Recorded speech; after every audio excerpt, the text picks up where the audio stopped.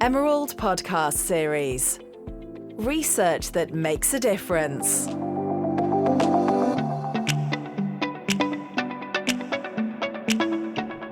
Hi, my name is Daniel Ridge, and I'm a commissioning editor at Emerald Publishing.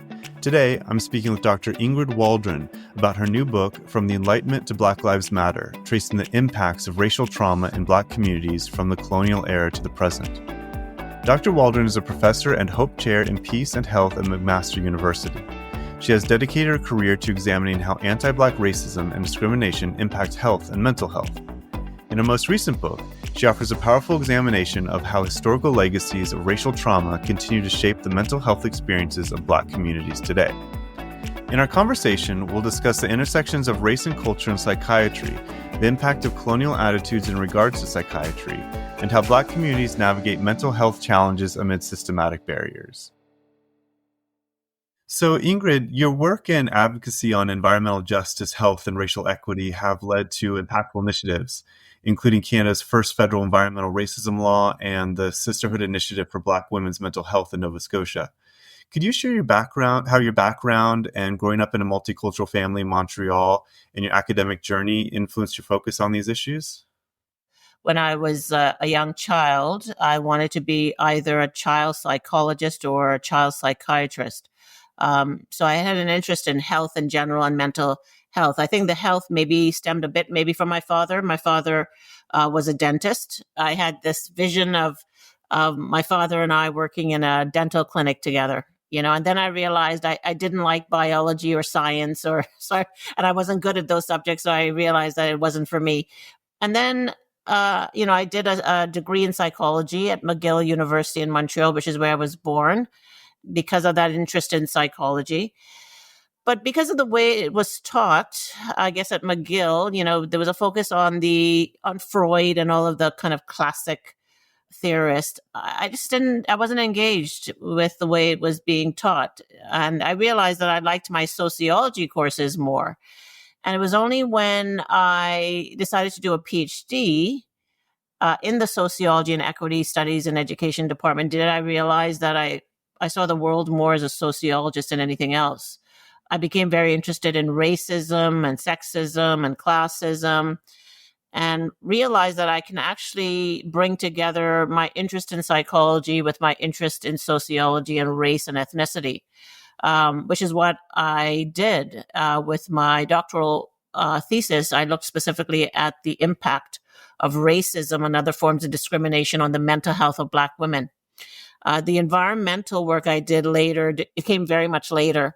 My plan was to first of all be a health professional, be a psychiatrist. And then I lost interest in that. I realized I didn't want to be a health practitioner. I was much more interested in data and doing research. I loved my experience in England. I did a master's degree in intercultural education at the Institute of Education at the University of London in England. And a lot of it was focused on school dropout rates of Black students and racism in the schools. And while I was in England, I was being introduced through the literature on Black feminist work for the very first time. I loved it. So a little way into my PhD, I met with my supervisor and I said, I think I'm going to change my thesis topic from the high dropout rates of Black students in high school to the impact of racism and discrimination on the mental health of Black women. I realized I found my passion. So that naturally leads us to the book that you've just published with us, the From Enlightenment to Black Lives Matter. Can you tell us about this book and how that fits into your overall research? I mean, this one focuses really on the intersections of race and culture in psychiatry, and it's a complex story that you tell in this book. So maybe if you could introduce our readers to the book and what your purpose with the book was. Yeah, I would say that some parts of the book came out of my PhD thesis. So in my PhD thesis, while I did look at the impact of discrimination on Black women in the present day, and I did original research, much of my thesis, my doctoral thesis, focused on psychiatric imperialism, colonialism. Yeah, I wanted to ask you about that because that's an important concept that you bring up. Yeah, I mean, it was all new to me. I was reading about mental health. It put me onto literature on psychiatry and kind of colonialism and psychiatry and the ways in which the Black body was viewed and perceived in the colonial era, and how psychiatry played a significant role in how the Black body was viewed. And I thought all of this was so fascinating. And I included much of it in my PhD thesis, and then also did some original research, as I said, speaking with Black women with mental health issues, and incorporated that into my thesis. So the book includes, new recent research that I've done in Halifax when I was teaching at Dalhousie. And also in Hamilton, because I'm now teaching at McMaster. So it's recent work, original work, but also I think is important to look at the experiences of Black communities and mental illness within the context of colonialism and psychiatry, and not just psychiatry, but also other mental health professions that are influenced by psychiatry. I think it gives the book kind of a very interesting perspective.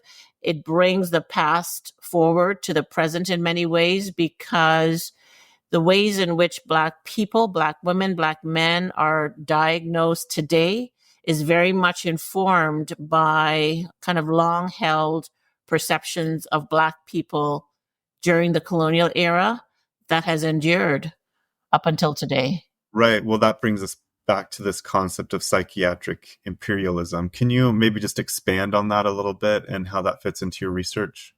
Yeah, what I'm talking about when I examine psychiatric imperialism is it's about the dominance of psychiatry, not in just the Western world, but in also the non-Western world.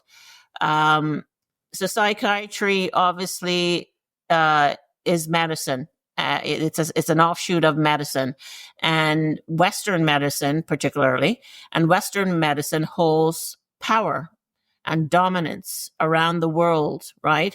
Even in Eastern countries, or even in African countries as well, many people who are doctors have been trained in Western society. I did a research specifically looking at Black mental health professionals, many of them from Africa, who rarely adhere to Western approaches. They don't adhere to African-centered approaches. They adhere to Western approaches because they were educated in Africa through Western approaches, but they were also educated in the Western world, in the United States and Canada. So their belief systems are very much influenced by Western psychiatric modalities, interestingly enough, and many of them dismissed or denigrated African-centered ideologies or modalities. So that just speaks to the dominance of Western psychiatry and the power it holds. And the power it holds in terms of certainly diagnoses and assessments, and how they treat bodies often that are non-Western bodies, Black individuals. I'm particularly interested in how that dominance has impacted and in many ways harmed Black folks. But also the dominance of Western psychiatry also in many ways subjugates alternative knowledges.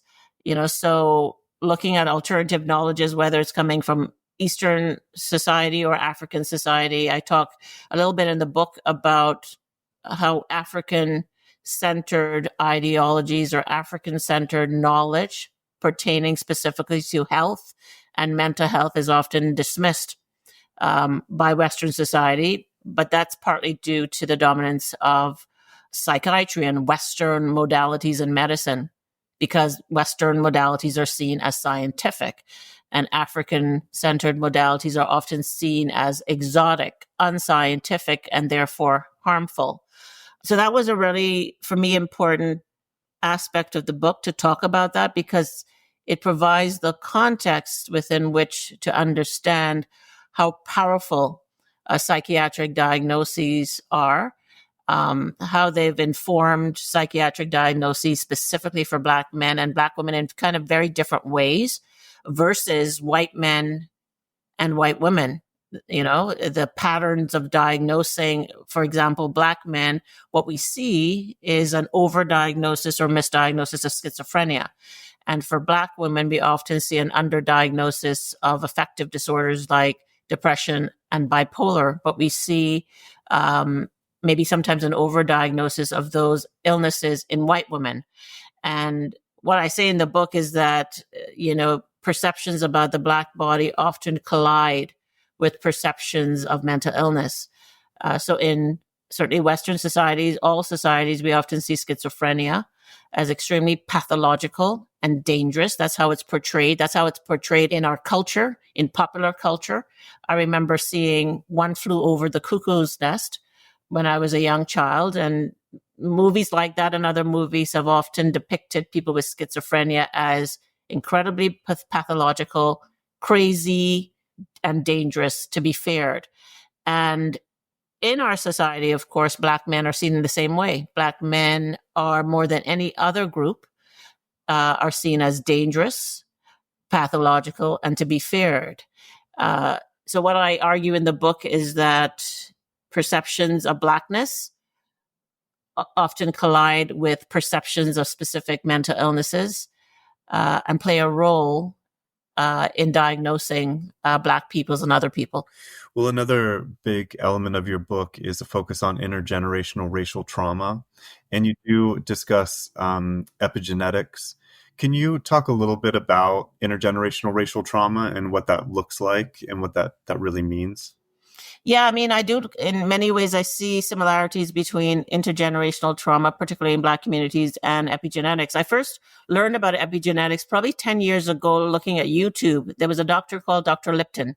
Dr. Bruce Lipton was or is a cell biologist who was the traditional cell biologist. And then I think he did a study and I think coined the term epigenetics because he noticed that there are changes to the cell membrane when negative things happen, negative external, where those cell membranes are in an external environment that's very negative. Then he noticed that the cell membrane changes in a negative way.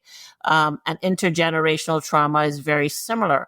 What intergenerational trauma tends to argue is that our focus, our obsession with seeing genetics and biology as playing the main role in health, physical health, and in mental illness is maybe a bit dated.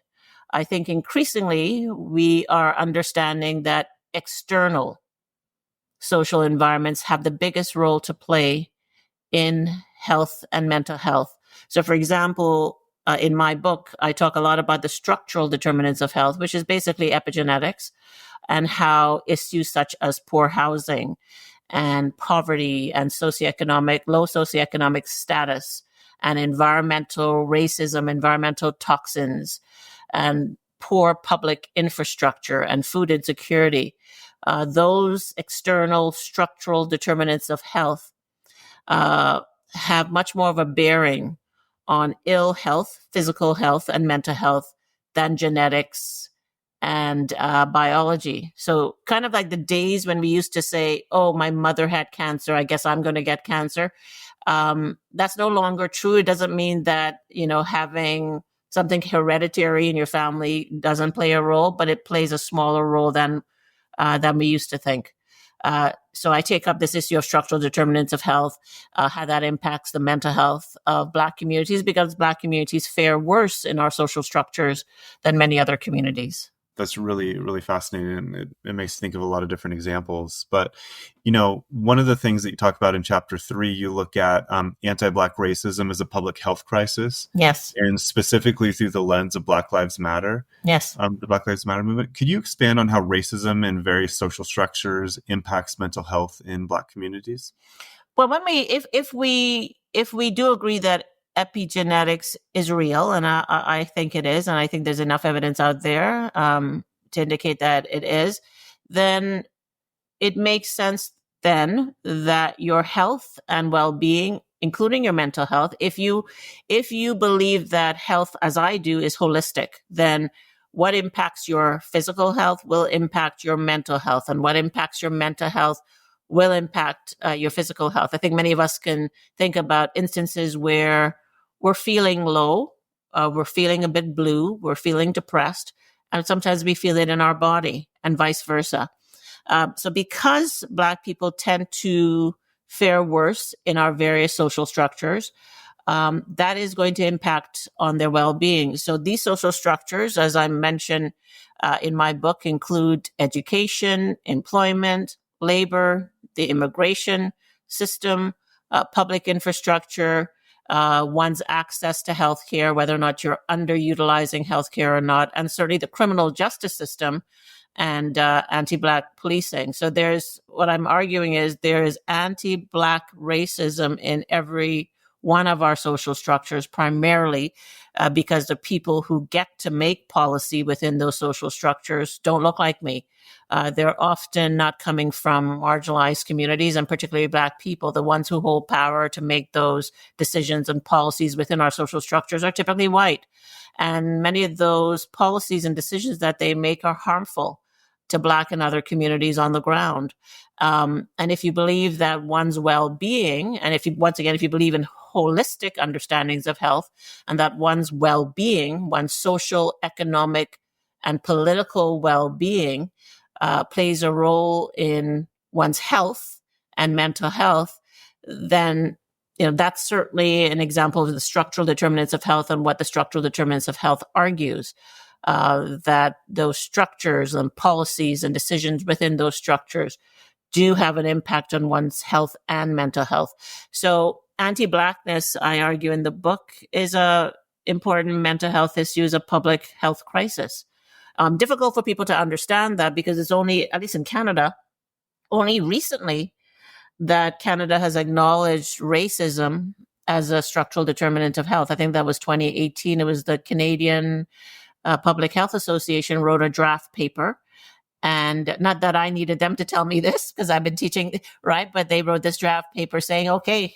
Well, you open your book by discussing that. I mean, that's one of the first things you talk about. And so that is very, very significant. Yeah. And that is taking Canada a long time to acknowledge that. And that's an important, obviously, association or body.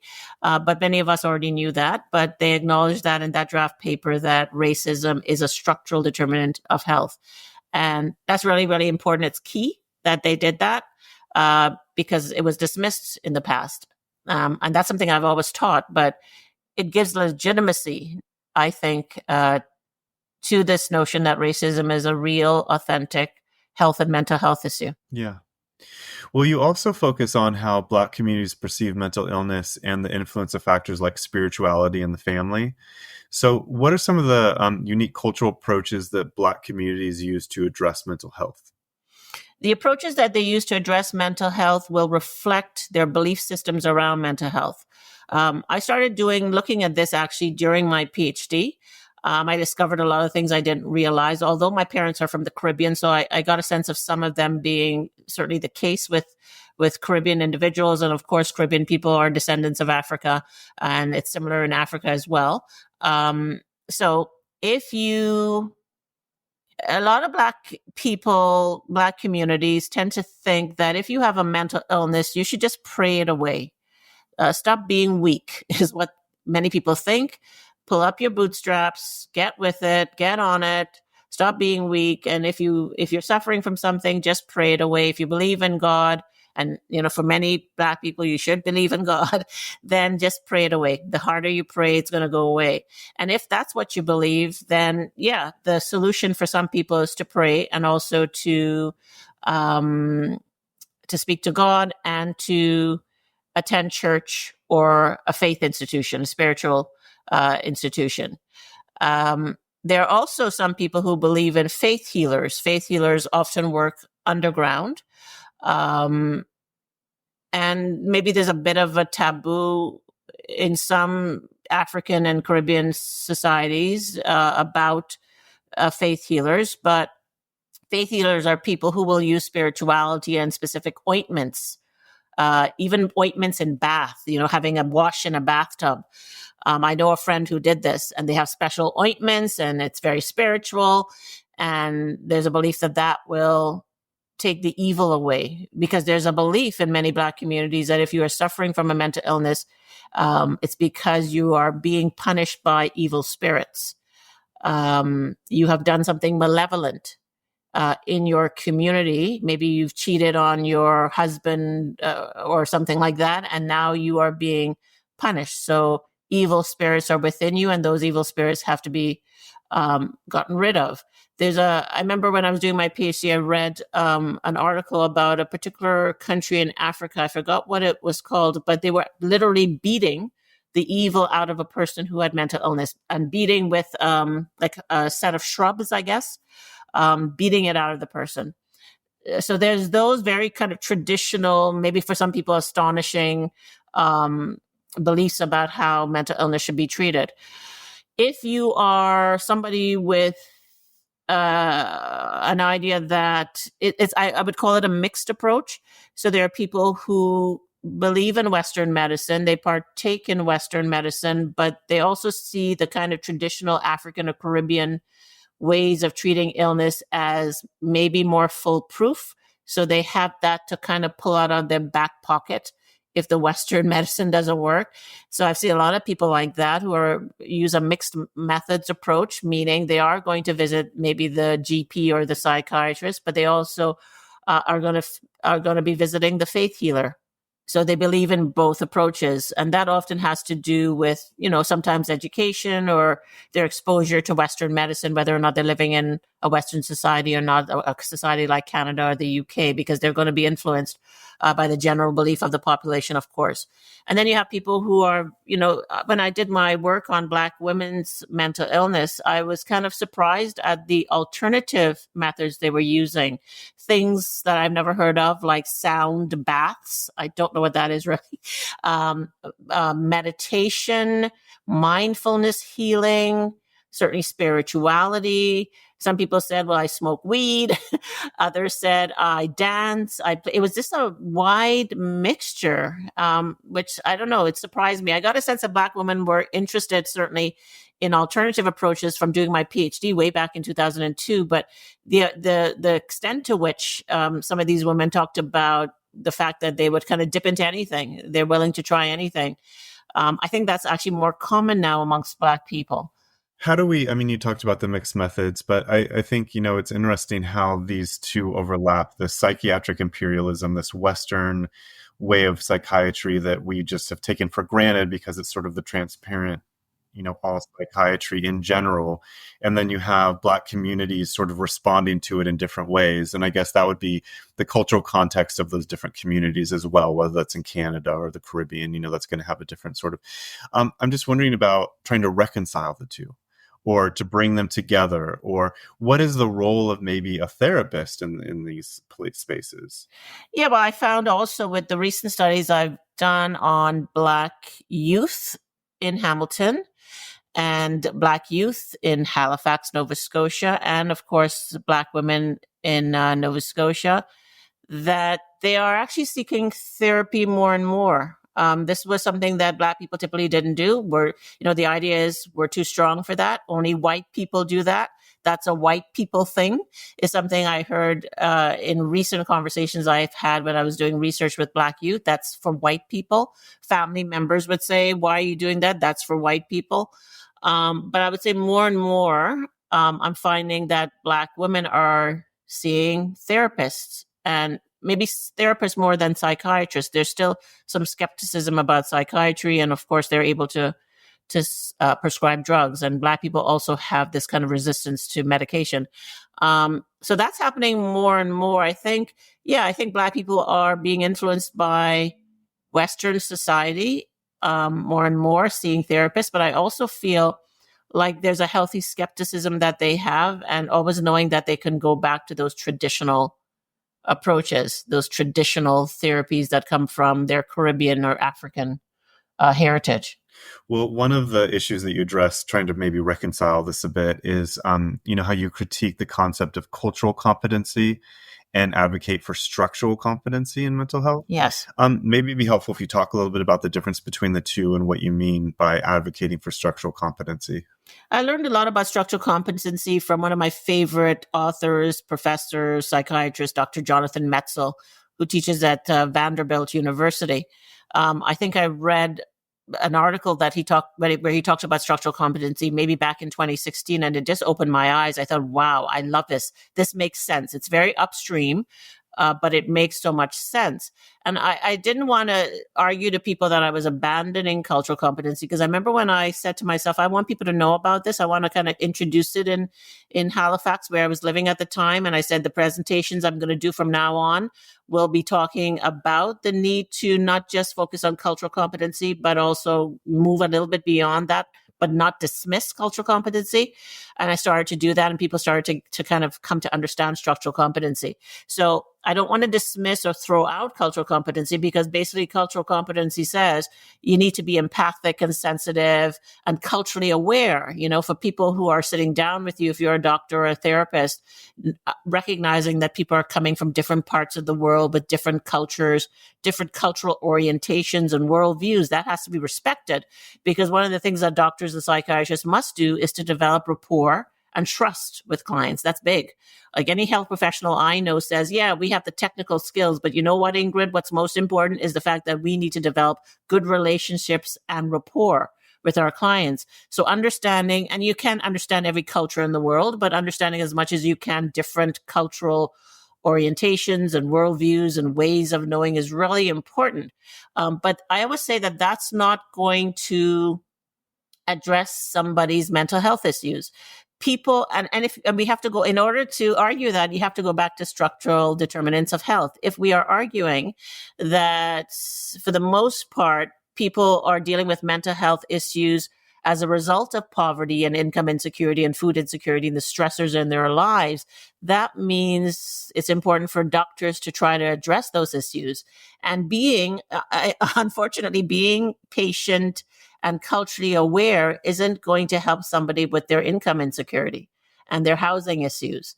So while doctors and other health professionals might say, that's not my job, it is their job, which is what Jonathan Metzl argues. And I would argue that if the structural issues like poverty and income insecurity play the largest role in the mental health issues of somebody who's sitting in front of you, then the onus is on you as a psychiatrist to connect that person to social structures that can help them. And that is what structural competency is about. It's about how competent are you as a health professional to understand the social structures in that person's environment that can help that person. So that means, and it's very upstream approach. It means if that person is dealing with food security, maybe you're connecting them to a food bank. If that person is dealing with legal issues, maybe you connect them to a legal aid clinic. If they're dealing with external or environmental justice issues, environmental pollution, etc., there are also ways to do that in terms of getting on boards and committees and advocating for communities that are dealing with environmental racism and other environmental injustices. So it says that the onus is on the health professional to make those connections. We're not asking health professionals to do all the work, but to surround themselves with teams of people, social workers, nutritionists, etc. I mean, we see that in many hospitals, but also people outside the hospital system, right? So doctors are very good with surrounding themselves with people within the hospital to help patients, but not as good at identifying those outside institutions and social structures that they can bring in and connect to clients. So that is what structural determinants of health is. It says that instead of trying to pursue pathologies, I guess, within the body of individuals, particularly Black individuals, you should be pursuing the pathologies within our social structures, because our social structures are problematic. Our social structures are embedded with all these inequities. They're pathological. So instead of trying to find those pathologies or problems within the person, try to rectify the problems and inequities within our social structures. Yeah, wow. There's a lot there. So that gets me thinking about what are some real actions.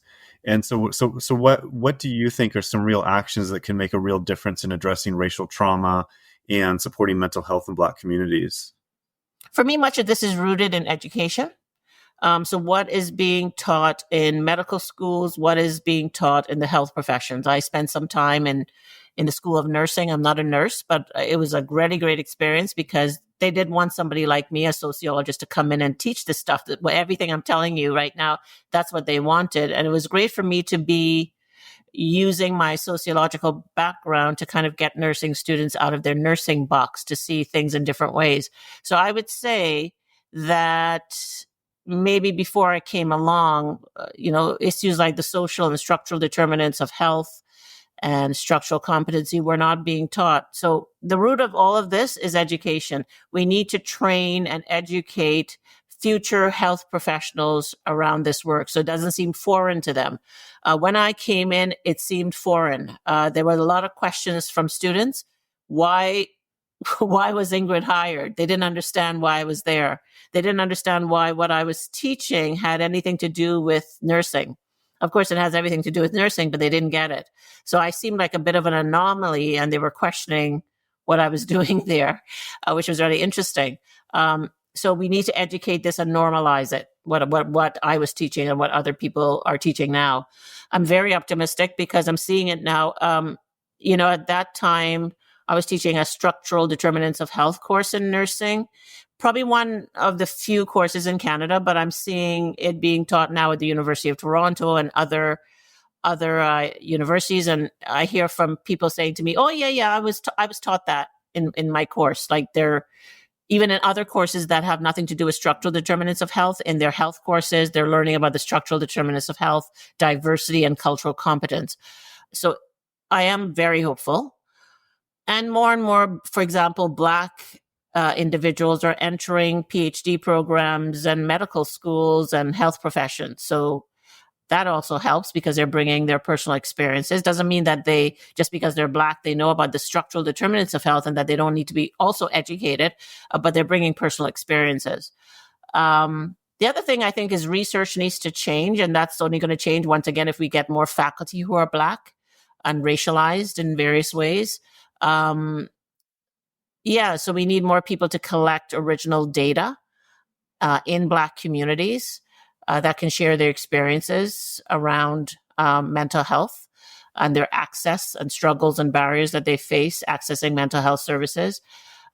We need grant competitions that are more inclusive of Black researchers. So, we've got the academic granting bodies like SSHRC and CIHR in Canada. And only recently I'm seeing a change. I'm very happy to see that change, that there was a competition a few months ago on the structural determinants of health, asking people to put in grant proposal. We've never seen that before. So I'm very hopeful. So I think research has to change. I think granting bodies need to prioritize Black researchers and Black research. I think there's a lot to say for community-based initiatives. I don't want that to let the mental health system off the hook. But I think in community, Black communities are also, because they don't want to wait around for the mental health system to get its act together, Black communities are also starting up very interesting mental health initiatives on their own because they're not satisfied with what they're seeing in the mental health system. Once again, I think we have to be careful with that because the onus is on the mental health system to make a change. And if they think that Black communities are just going to solve everything, which they're not going to be able to do, they don't have the money to do that, then they're going to feel that they don't have any responsibility to make the changes. I also think mental health policy is key. Policy is everything. I have students in my classrooms who are often frustrated, because I tell them all the bad stuff about what's going on. And they say, "Professor Waldron, this doesn't seem to ever be changing. How is it going to change? You tell us all this stuff and it's not changing." I say, when it's going to change?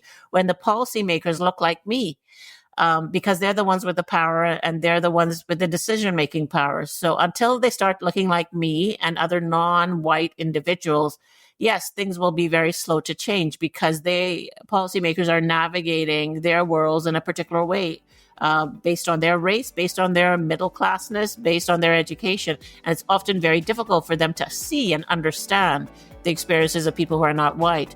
So we need more racialized people to get into mental health policy and health policy more broadly. Thank you for listening to today's episode. For more information about my guest and her new book, please find us online by searching Emerald Publishing Podcast Series. I'd like to thank Professor Ingrid Waldron for speaking with me today, and the studio, This is Distorted.